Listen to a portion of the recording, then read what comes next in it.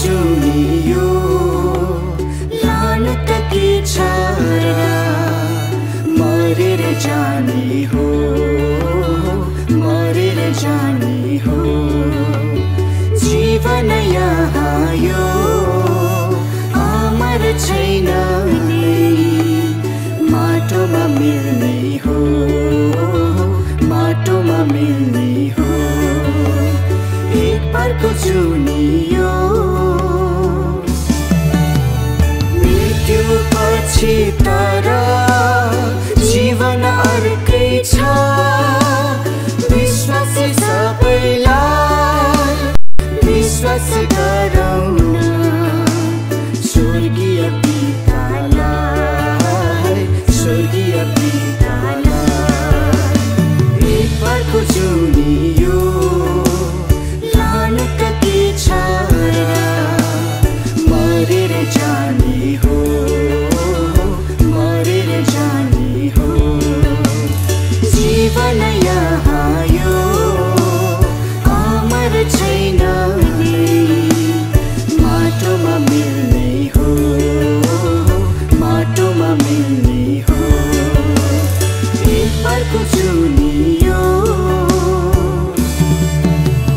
क्रुसको निर्दयी मृत्युलाई सहनु प्रभु नै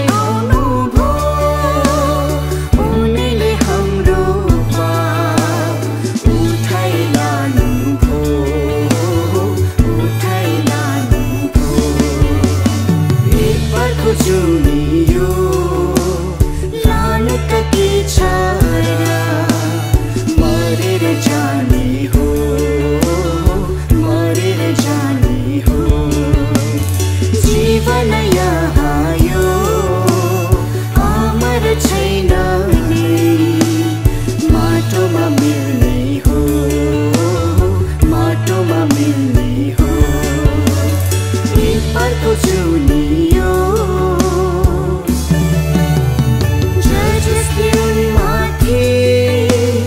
विश्वास गर्ने छ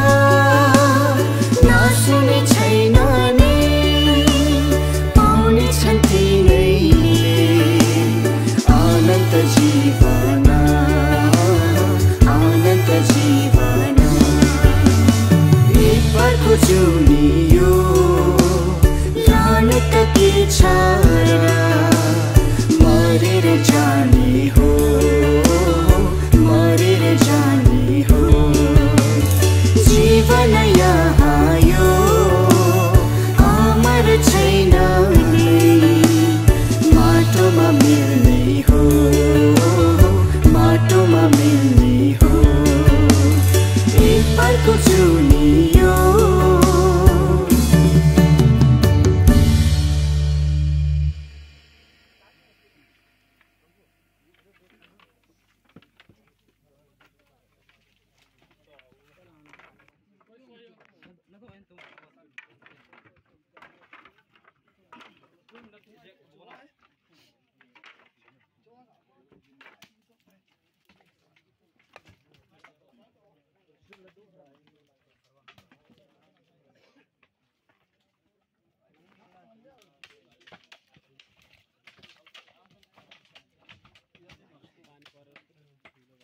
पानी पर्छ नि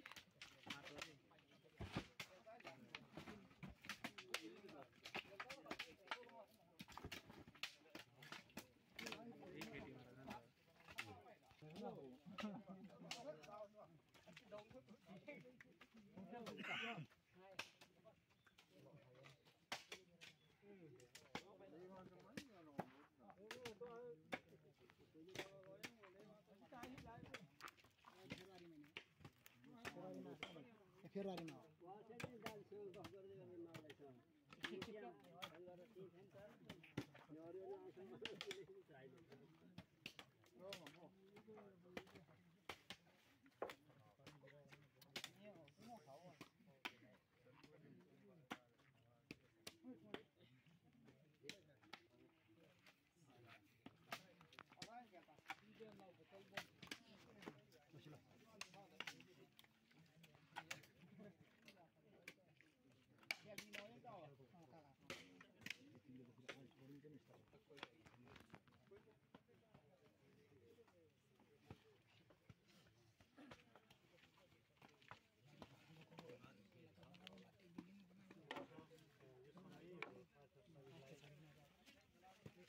फुल मैले बाइबल पढेर अन्तिम प्रार्थना गरेर है त्यो एकछिन नसक्यो भने पढ्नुपर्छ त्यो एकछिन लेखेको चाहिँ देखाउनु देखेन त एकछिन यता तल राख्नु मृतकहरूको पुनरुत्थान पनि त्यस्तै हो जुन शरीर विनाशमा गाडिन्छ त्यो अविनाशमा जीवित हुन्छ अनदारमा त्यो गाडिन्छ महिमामा त्यो जीवित हुन्छ दुर्बलतामा त्यो गाडिन्छ शक्तिमा त्यो जीवित हुन्छ प्राकृतिक शरीरमा त्यो गाडिन्छ आत्मिक शरीरमा त्यो जीवित हुन्छ मैले यो व्याख्या गर्नु पर्दैन तपाईँले बुझ्नुभयो त्यसरी यो प्राकृतिक शरीरमा माटोको शरीरमा नसन शरीरमा गाडेको छ तर यो पछि गएर आत्मिक शरीरमा जीवित हुनेछ अविनाशी शरीरमा जीवित हुनेछ भनेर यहाँ पछिमा लेखेको छ त्यस पछाडि म केही पढ्छु फेरि हेर म तिमीहरूलाई एउटा रहस्य भन्दछु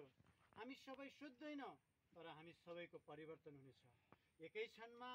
आँखाको एक निमेषमा तुरैको आखिरी आवाजमा किनभने तुरै बज्नेछ मृतकहरू अविनाशी भएर जीवित हुनेछ अनि हाम्रो चाहिँ परिवर्तन हुनेछ किनकि यस विनाशी शवले अविनाशी र यस मरणशील शरीरले अमृतो धारण गर्नुपर्छ